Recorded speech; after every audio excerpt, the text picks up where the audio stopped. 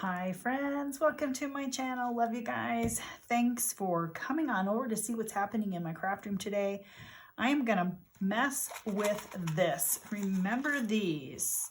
I did a project a while back and used up a bunch of strips that I had, and these are like little cutoffs, and I made them even smaller and made them into like square, some triangular, little off shapes. I mean, there's all kinds of shapes in here, but mostly they're kind of a square type of shape. Squares and rectangles, all different kinds of papers and things that I have had and haven't used or don't quite want to throw away yet. And my thought was, I have these alcohol inks and these containers, and I think I'm just going to section off a few of them and then just paint them and see what happens, and then maybe use them for I'm gonna pull this off here, use them for Mosaic. What do you think? Is that too ambitious? That is quite ambitious. Mosaic can be time consuming, and I'm wearing gloves because goodness, it's alcohol ink.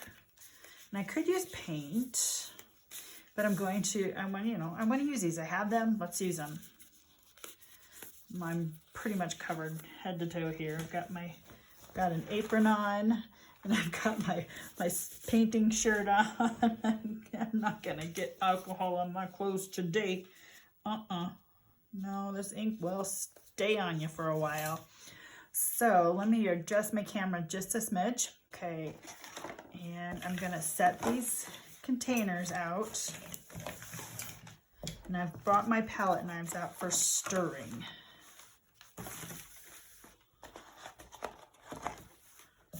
And we're just going to experiment and play and see what happens. Yay! Okay, all right. Okay, so first let's just like grab some, put some in each bin, each one of these.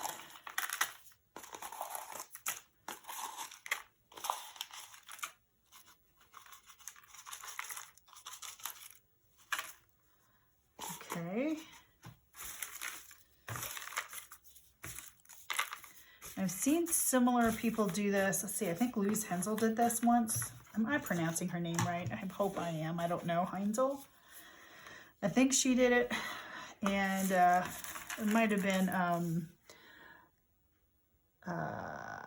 Shannon Green too, but I don't remember. So I just have the basic. I bought one kit of alcohol ink: limeade, Valencia, turquoise, sailboat blue, and then this I think is watermelon. So we're gonna have blues, reds, orange, green. So let's go ahead and drip some ink on each one if I can get them open. Sometimes this one gives me problems. Okay. Woo. And just kind of see what happens. Let's stir it around and give it. I don't know if this is gonna work. I was wondering about getting them wet though first, but I don't know.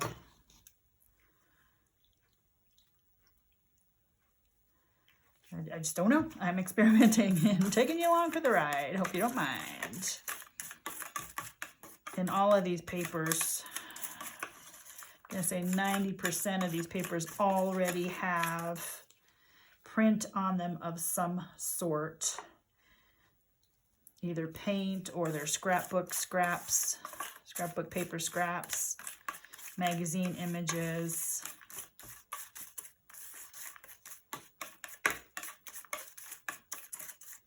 Okay, I'm already not crazy about this. So let's change directions here. Let us change directions. Is that even getting on there? No, it's drying too fast. It is drying too fast. I guess that's the nature of alcohol ink. So we'll switch directions and grab, sorry, changing ideas in midstream. That's what we do. Grab my paints. I've got this jar, or this container Let's see, I kind of still want to keep the color scheme though. So limeade was one of them. So we'll do lime tree. And so we'll just add a little bit of paint and smush them around to see what happens. Should I add some water too?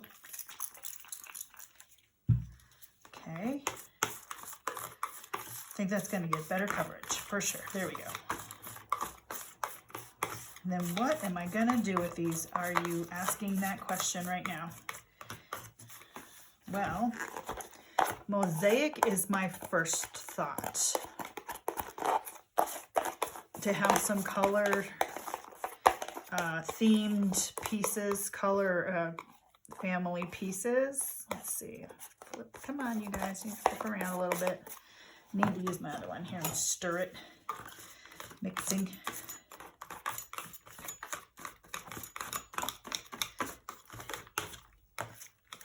So Mosaic is one idea. It can also be underneath.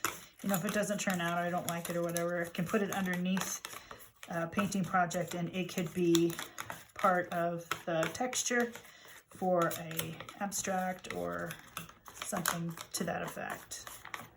Okay, that definitely has better coverage. I like that. Maybe I'll add some of the green limeade as well. Let's try it. Just get some dots of that on here.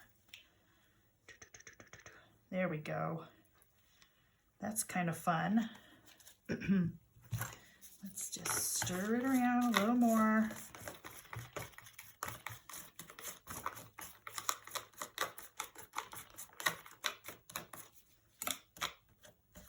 Whoop. Hey, no jumping ship over there. Not cool. Okay. I think we've got a pretty good green section right here. And I will worry about separating them another time. That's kind of fun, all right. So I've got green.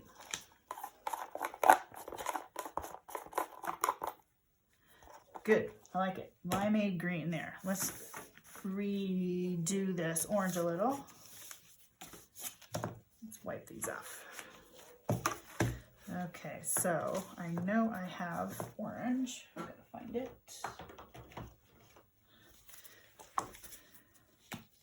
Spray it a little bit. Come on. Is my pump having a problem? Oh. Okay. There we go. Okay, spray it and squirt it and stir it. In that order.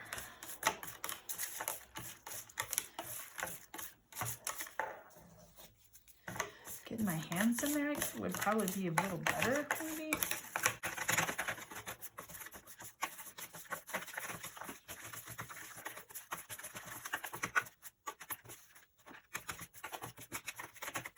You know, I don't know if this is a, oops, there's a whole bunch of white right there. Problem for me. Not being able to throw away a few scraps. I mean, come on. These things are bits and pieces. But we are recyclers of sorts, aren't we? And I could have done this on a larger piece of paper. But, you know, kept them the larger pieces and then colored them. But I kind of liked all the little pieces. Okay, so we've got orange and now we've got green. Set that over, wipe this off. Okay, so let's see. Let's try the turquoise, and so we'll do a little bit of both. Where is my lagoon? That's New Shamrock. Bright blue, where's my lagoon? Turquoise, Laguna. Okay, that is step one. And that would leave me with some green, some blue, some red, some orange, anaranjado, I think is what it is, and then some green. Okay, so these are gonna dry, and then I will see what becomes of them. Yeah, get this green. The greens aren't enough stark contrast for me, so I might add more yellow to this green. So I'll do that off camera, and then I'll be back with what I'm gonna do with it. Okay, so I have my piles of the colors that I used, and they're okay. I think they'll be fine to use, and I helped them dry for the most part. This feels a little damp still, but I think I'm still going to use it. And then this light green, I added much more yellow, and it's definitely a little brighter, but I do have the two greens now. And the orange is fun.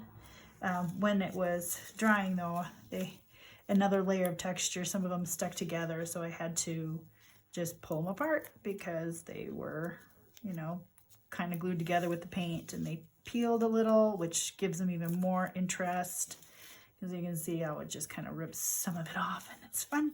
It's fun, it's fun, it's all experimental. This one too, here, there. Peel them apart a little bit. Looks like my orange pile is my biggest pile. No, you know, just didn't know that. Didn't know, wasn't measuring. But I thought I'd just start playing in my Imagine book, because it's small and these pieces are small, and I thought, you know what, let's just start and we'll see what we're gonna do. And I'm gonna use Mod Podge. I am just gonna use Mod Podge, and it's deep down in there, so kind of gotta scoop some out. Mod Podge, I've had this for a while now. We'll see how well it still works. And let's see, I chose this purple page because I don't have purple color on here. So I'm gonna see what happens on the purple page here, and I'm just gonna start gluing. I have a tweezers here as well, but I don't know if I'm gonna use it because it seems like it's a little problematic. But I don't know, I'm kind of winging it, you know? Let's see, which side's more blue? Yeah, and so I'm just gonna go with it and just start placing things and see how it ends up.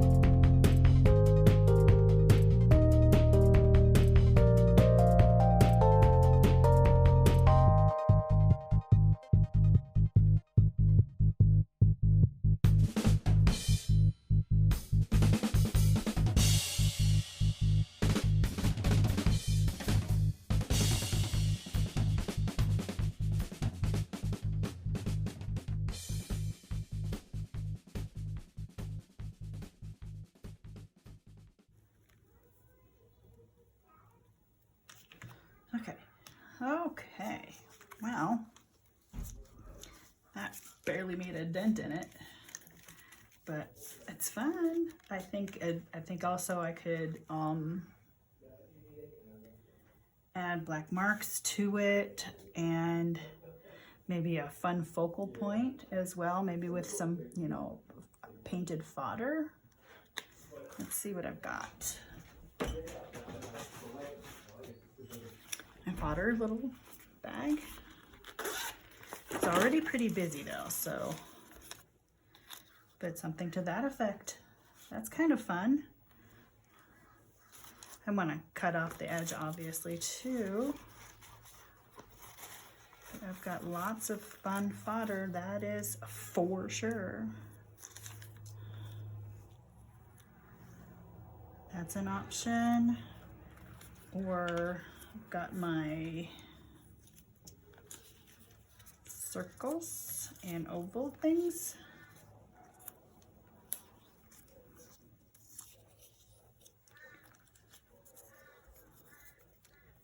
Something that would work too.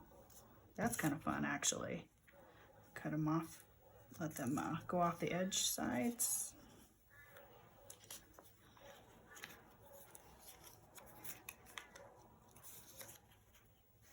So that could be an option. So I think that's, you know, at least it's a start, right? That's where we're gonna go with a start of it. And I can put these little pieces, all of these little squares. I have some containers, or I could just use little plastic bags too. But yeah, that's kind of fun. It was very kind of therapeutic too, just so you know, therapeutic. I enjoyed just kind of sitting here, pulling and gluing and placing. So it's just like, let's get you some details here. You can kind of see some of the patterning in the painting. And there's the little envelope, security envelopes, some pattern there with the papers right there too. So this and this are the same paper, but obviously one's blue and one got an orange. Same with here, green, and then the blue, or yeah, the blue. So yeah, if you've got little scraps and you aren't quite sure what to do with them, maybe take on some mosaic ideas and see where it takes you. I kind of like that. I don't know how it would feel on a big scale though. That might be a little overwhelming on a big scale. And then obviously you could do more colors. Yep, totally could do more colors. All right, so that is a fun little thing I did with these scraps that I've been hanging on to for such a while. And yeah, now I did something. I did this. Yeah, maybe you'll try it. But it's like I said, it was very relaxing. And once it dries, I'll trim off the edges. So that's a video. That is a creative thing that I did today. And my intrinsic value was using up these little tiny scraps, making color families, and then using them in a mosaic type of situation. Creativity. All right, friends. That's it for today. Thanks for coming on over. Love you guys. Have a great day. Take care. And as always, God bless. Bye-bye.